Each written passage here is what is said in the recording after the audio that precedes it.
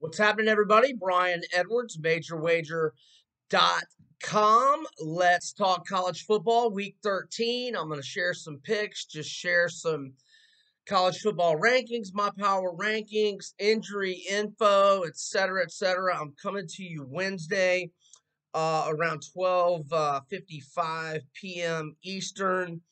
Happy holidays, Thanksgiving, Turkey Day, all that good stuff to everybody. Okay, just here in the last hour or two, so Nick Saban has tested positive for COVID. It is not a false positive like last time.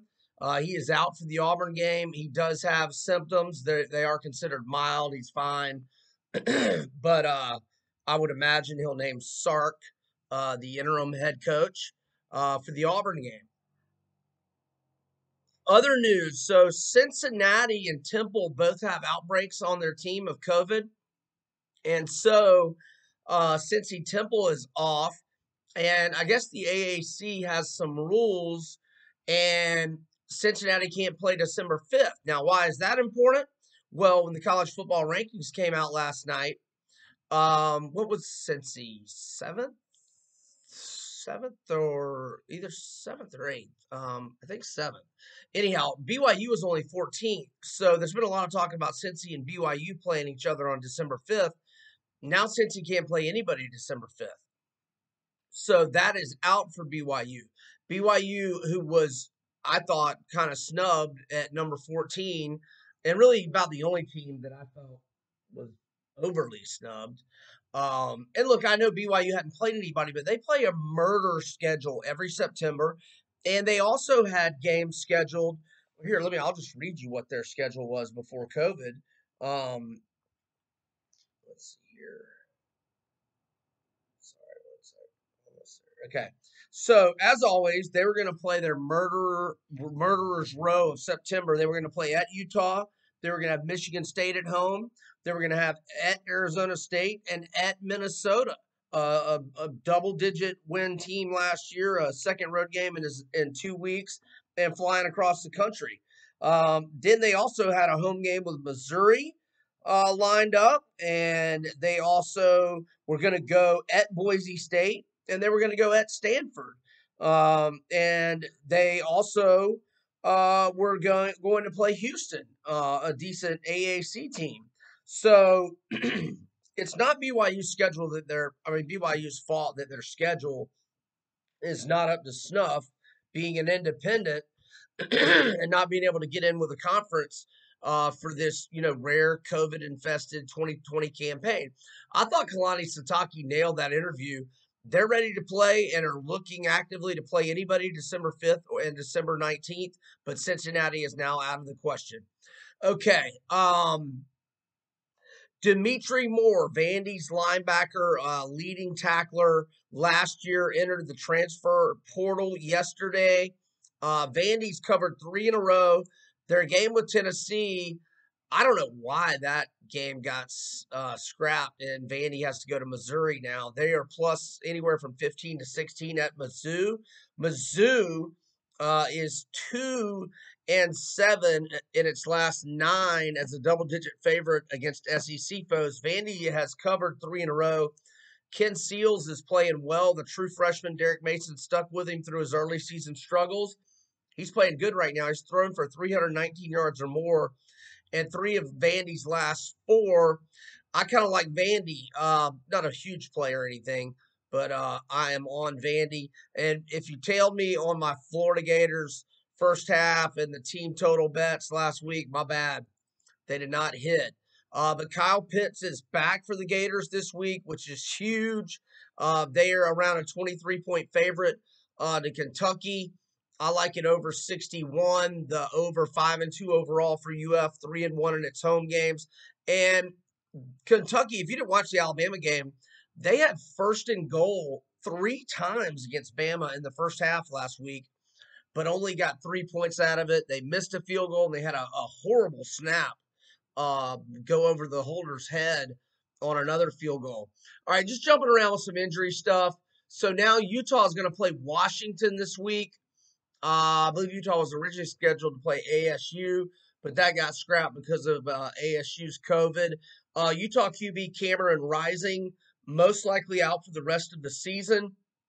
Jake Bentley will now start this week. The transfer from South Carolina. I was surprised he wasn't the starter to begin with. In last week's game against USC, Bentley, not that great. Man, the dude hadn't played since week 1 against North Carolina for the Gamecocks last year after being a 3-year starter. Bentley was 16 to 28, 171 yards, 1 touchdown, and 2 picks against the Trojans, who improved to 3-0. But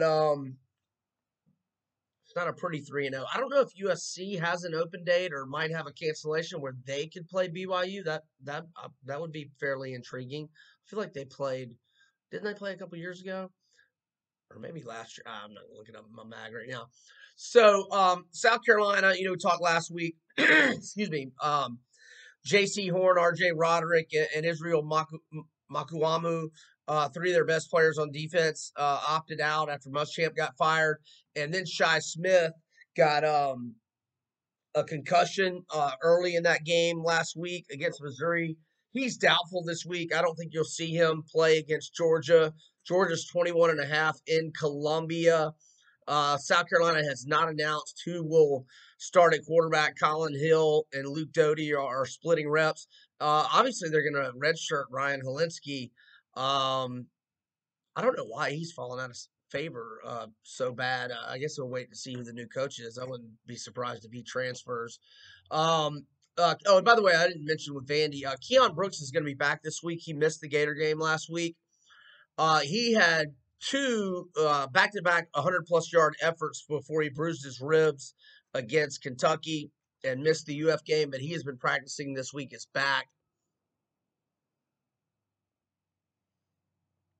2 of Georgia Southern's best players were arrested earlier this week on drugs and weapon charges. They've obviously been suspended indefinitely. Georgia Southern plays Georgia State this week. Running back Wesley Kennedy, 3,545 career all-purpose yards. And nose tackle C.J. Wright, who has 32 tackles, 4 tackles for loss, 2 QB hurries, and 1 pass broken up this year. FanDuel's got 3 look-ahead lines for next week. That's it. That's all they've got posted. Gators minus 17 at the Vols. Wisconsin minus 4.5 versus Indiana. Excuse me. And Texas A&M minus 2.5 at Auburn. A lot of people will be rooting for Auburn in that game, particularly fans of Cincinnati. And who else is kind of there on the well, I guess no, it doesn't matter. My Gators control their destiny. If we beat Alabama, we're in ahead of A&M or whoever else, even though we lost to A&M. And Gator fans no need to worry about being 6th in the CFP rankings. Doesn't matter. We control our own destiny. Let's see. I'm just kind of scrolling down my Twitter timeline, so I was tweeting about a bunch of injuries this week. Do we want to talk about power rankings? Sure. What are we at? 8.5 minutes in. Okay, I got 1 Bama, 2 Ohio State, 3 Florida, 4 Notre Dame, 5 Clemson. I put Notre Dame ahead of Clemson after Notre Dame manhandled Boston College on the road. I know Trevor wasn't playing, but oh gosh, if I'm looking at it, I can pronounce it. I had this pronunciation down pat until Clemson's game started getting canceled. And by the way, I don't know who's telling the truth with FSU and Clemson last week. But the Dabo Norvell back and forth this week, I'm all signed up for it. I'm here for it. May it get worse. I could care less. I've got Oklahoma 7 in power rankings, A&M 6. Cincy 8, BYU 9, Indiana 10, Northwestern 11, Miami 12, Georgia 13, Auburn 14, 15, Oregon. Oh, Tank Bigsby is questionable for Auburn this week. That's a pretty big deal. Trying to think of other key injuries. Let me just give you another pick or 2 that I like. Over 62 in Alabama, Auburn, and well, just an NFL one. I like the Steelers against the Ravens. It might be off the board right now.